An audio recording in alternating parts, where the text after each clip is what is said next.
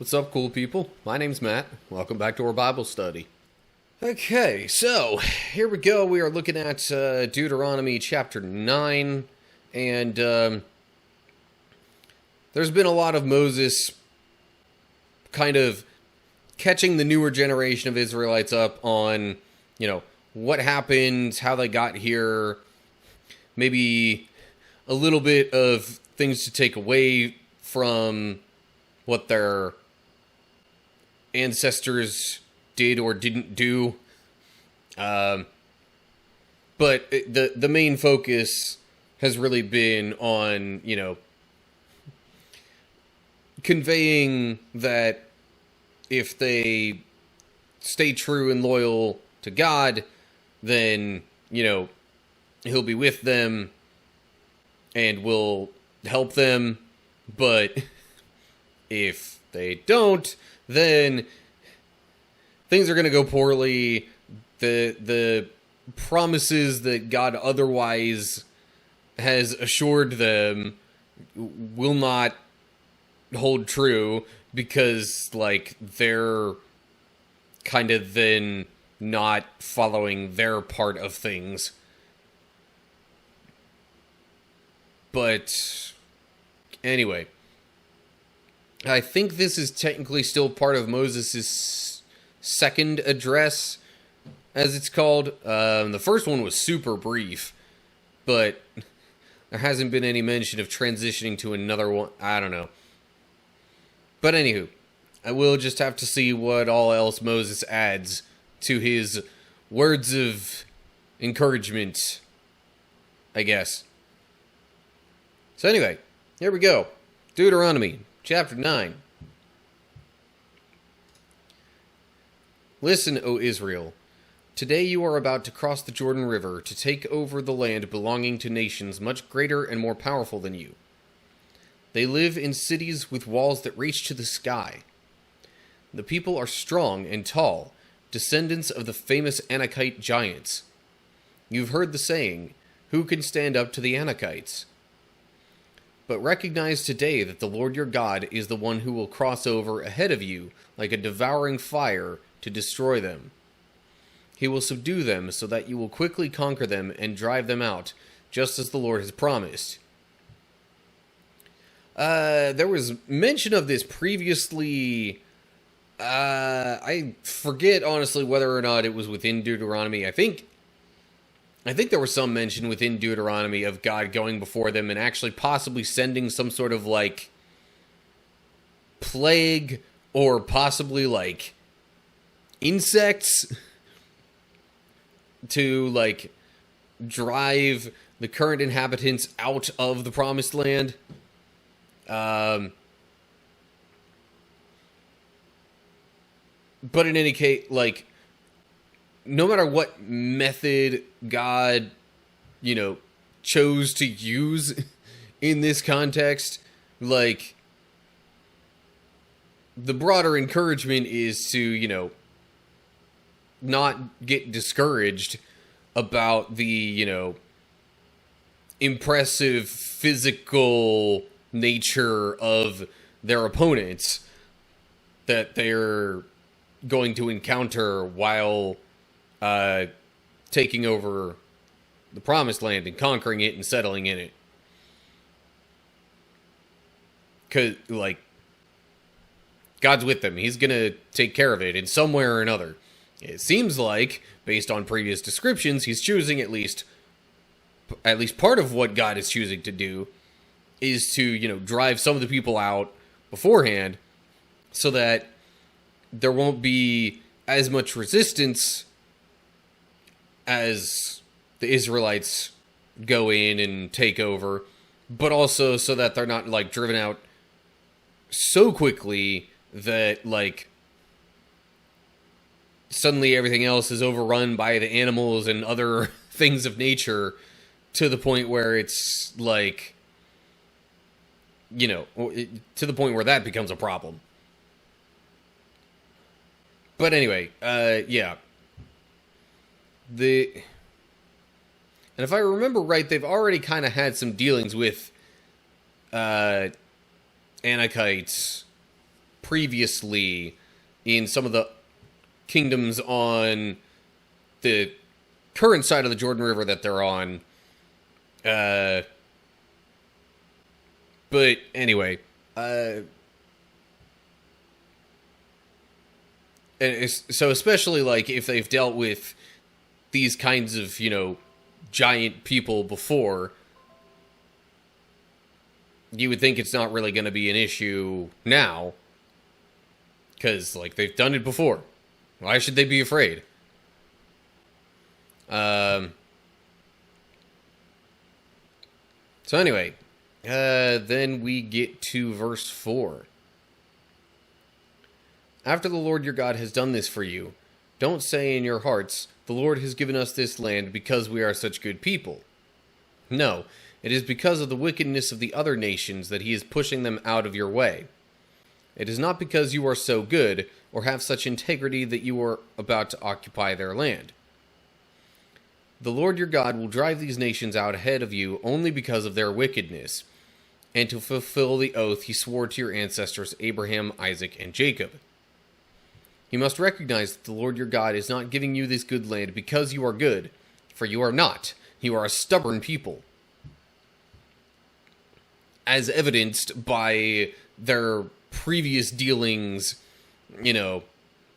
wandering through the wilderness, like complaining about their situation during that time, and even like just outright looking to other idols and things like that to worship at times, as we're about to get into. But I'll wait until we get there to explain more on that. But, God's main concern here is making good on the promises he made to their forefathers, specifically Abraham, Isaac, and Jacob, to whom he directly said that they would have many descendants living in this land. And, the other peoples and nations being wicked, doing things that God doesn't like, just provides all the more motivation and reason for God to want them gone. Whether just, geographically removed or, like physically body no longer living kind of removed. But anyway, I digress. Okay. Then we will move along to verse 7. Remember and never forget how angry you made the Lord your God out in the wilderness. From the day you left Egypt until now, you have been constantly rebelling against him. Even at Mount Sinai, you made the Lord so angry he was ready to destroy you. This happened when I was on the mountain receiving the tablets of stone inscribed with the words of the covenant that the Lord had made with you. I was there for 40 days and 40 nights, and all that time I ate no food and drank no water. The Lord gave me the 2 tablets on which God had written with his own finger all the words he had spoken to you from the heart of the fire when you were assembled at the mountain. So that's kind of the context for the whole golden calf incident, as we'll read a little bit about here in a moment. But footnote there at Mount Sinai, Hebrew says Horeb, which is just another name for it. I believe the text, like this translation, even referred to it as Mount Horeb before, like, the people had left Egypt and met with God there. I think when it was just Moses going to it and seeing God in the burning bush, I think it was referred to as Mount Horeb there. But anyway, Horeb, Sinai, same name.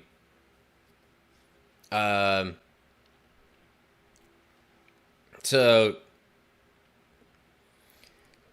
yeah, Moses just further reiterating the fact that, like, these people have been stubborn and rebellious since they left Egypt, really. So, it's, as mentioned in the previous little paragraph, it's not because of them being good or righteous that God is, allowing them to settle in the promised land.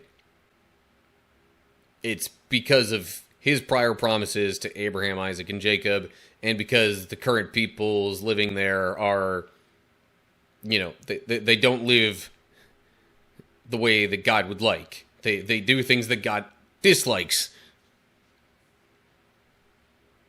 So, as God was giving the Ten Commandments on the stone tablets to Moses, we read what happens next. Verse 11.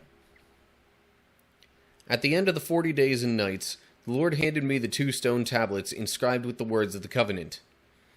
Then the Lord said to me, "Get up, go down immediately, for the people you brought out of Egypt have corrupted themselves. How quickly they have turned away from the way I commanded them to live. They have melted gold and made an idol for themselves." The Lord also said to me, "I have seen how stubborn and rebellious these people are. Leave me alone so I may destroy them and erase their name from under heaven. Then I will make a mighty nation out of your descendants, a nation larger and more powerful than they are." So, yeah. Further reiterating that God was angry with them and ready to destroy them. But, it was because they turned away from him. Sorry.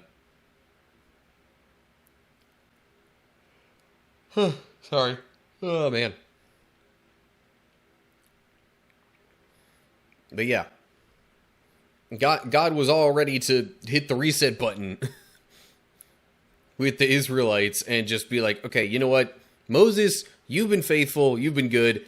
I will keep you alive and restart this whole promised group thing with, your descendants, and we'll go from there.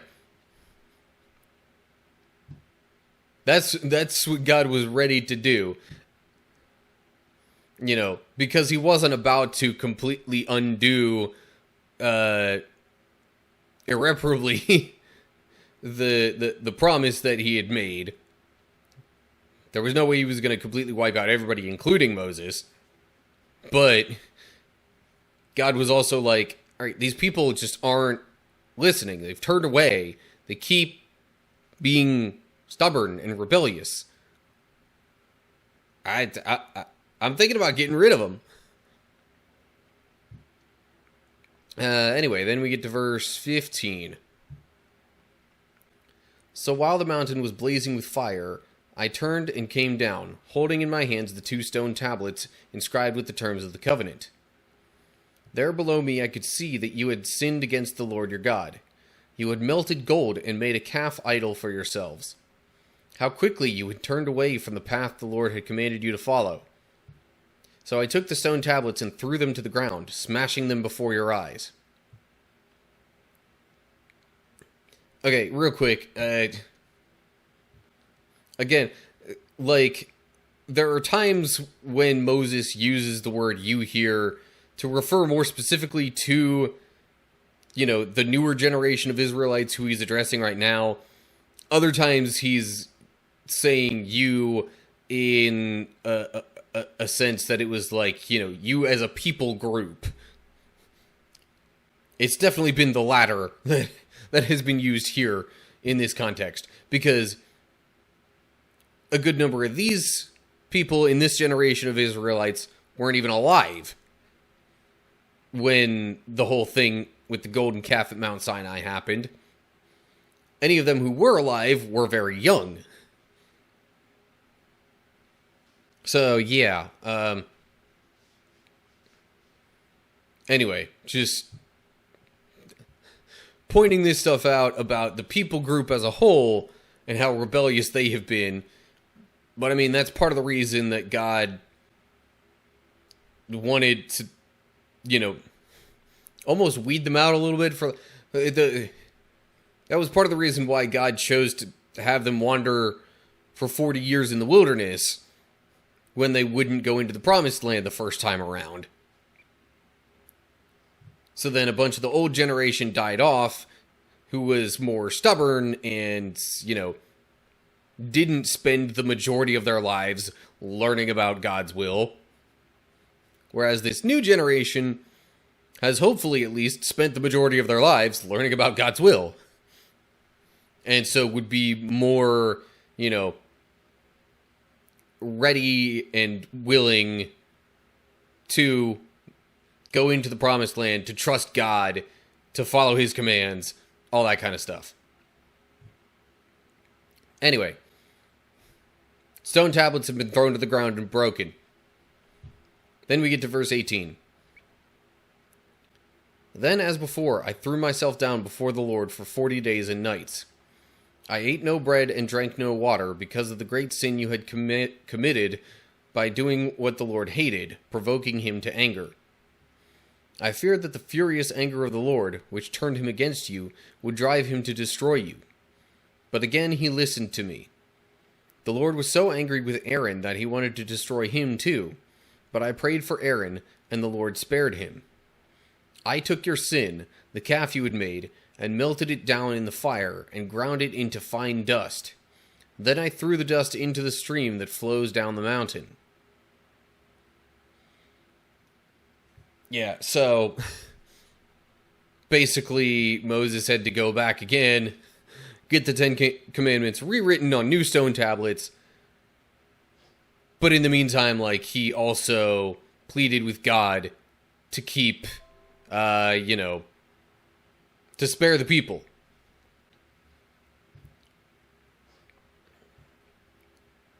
And I don't know for sure exactly how much time there was in between, these trips up the mountain with Moses praying to God and receiving the commandments. But, each time he did not eat or drink for 40 days. That's kind of crazy.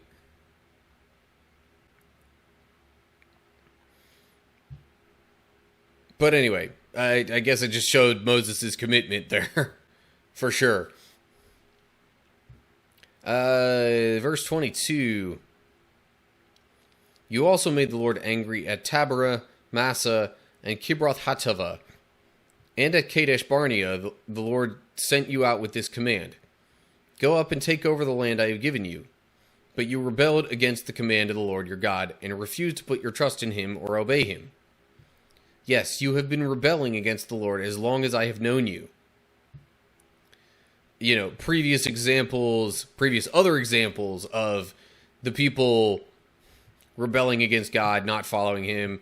The thing at Kadesh Barnea was when they refused to go into the promised land because they were too scared.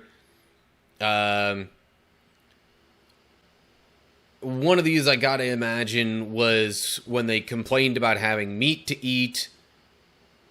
Let's see here. Let's see if the footnotes explain. Okay, Taberah means place of burning. So that was probably, it says see Numbers 11, 1-3. I'm wondering if that might have been the whole thing with Korah's rebellion, where some of the other tribal leaders and whatnot tried to rebel against Moses and Aaron's leadership, but God, either, had them die in, an earthquake type thing, swallowed them up in the ground, or consumed them by fire. That would make sense why that would be called place of burning, then. Massa means place of testing. That I'm not real sure about. One of these two places, Massa or Kibroth Hattaavah, might have been where they were seduced by some of the Moabite women and turn it to other gods. Let's see here. Kibroth Hatava. Come on. Means graves of gluttony. So that might have been the whole complaining about the food situation and wanting meat to eat. Because then God sent a bunch of quail, so much that they, like, were overfilled. Like, they had so much of it, they were sick and tired of it by the time, you know, that whole situation was over. Anyway, verse 25. That is why I threw myself down before the Lord for 40 days and nights. For the Lord said he would destroy you. I prayed to the Lord and said, O sovereign Lord, do not destroy them. They are your own people. They are your special possession, whom you redeemed from Egypt by your mighty power and your strong hand. Please overlook the stubbornness and the awful sin of these people, and remember instead your servants Abraham, Isaac, and Jacob. If you destroy these people, the Egyptians will say, the Israelites died because the Lord wasn't able to bring them to the land he had promised to give them. Or they might say, he destroyed them because he hated them. He deliberately took them into the wilderness to slaughter them. But they are your people and your special possession, whom you brought out of Egypt by your great strength and powerful arm. So, Moses basically was almost trying to convince God to keep the people alive so that, you know, so that God wouldn't look bad and, like, cause other nations to sort of question God's intentions there. Because, you know, why would you want to follow or even give any credence to a God that brings people out of slavery only to slaughter them in the wilderness? Like, why would you save them from one thing only then to very shortly thereafter kill them a different way with no promises being fulfilled in the midst of that, with no, like, actual good overall really being done there?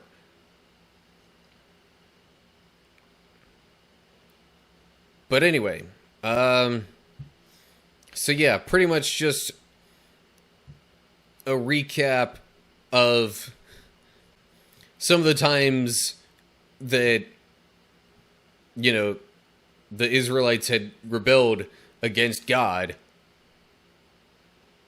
and Moses using those as examples of, you know, how basically adding that as evidence to the reasoning that God's not going to, you know, help them get into the promised land because they're good, but it's just because God is loyal and faithful and wants to drive the other people out. Okay, so rather than the usual, like, summary wrap-up for the video here, I wanted to make a bit of an announcement update thing.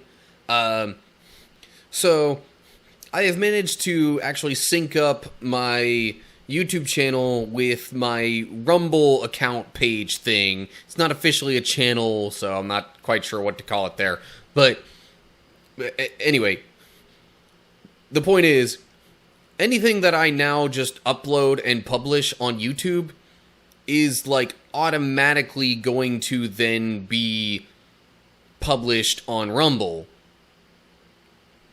So, like, I don't have to try and upload to each, like I was doing, at least with the gaming videos before. With that being said, I'm going to have to tweak the kind of end screen situation thing, because, you know, YouTube has end card stuff where I can put, like, you know, suggested videos or whatever, and a subscribe button and that kind of stuff. Rumble doesn't really have that, So I need to do something that is not going to look super awkward on Rumble, but that also is, like, you know, decent enough as something to put for the backdrop of, like, the YouTube end card stuff. So I guess that starts now. But, well, not now, but with this video. So, yeah, it's just something to take note of. Video ends are going to be a little bit different. I'm still otherwise going to give the same wrap-up outro thing that I usually do. It's just, it's going to look a little bit different in the last, like, 20 to 30 seconds of the video. But anyway, that's all I really had to say. Just wanted to get that out there. So, yeah. As always, like and share if you enjoyed the video. Subscribe to the channel. If you're on YouTube, click the bell. Get updates when I post new videos. Look down in the description to get info on other social media pages and all that good stuff. And leave comments down below there with any thoughts you have. So that's going to do it for now. Hope you're all doing well. Hopefully I'll see you for the next video. But until then, stay cool, people.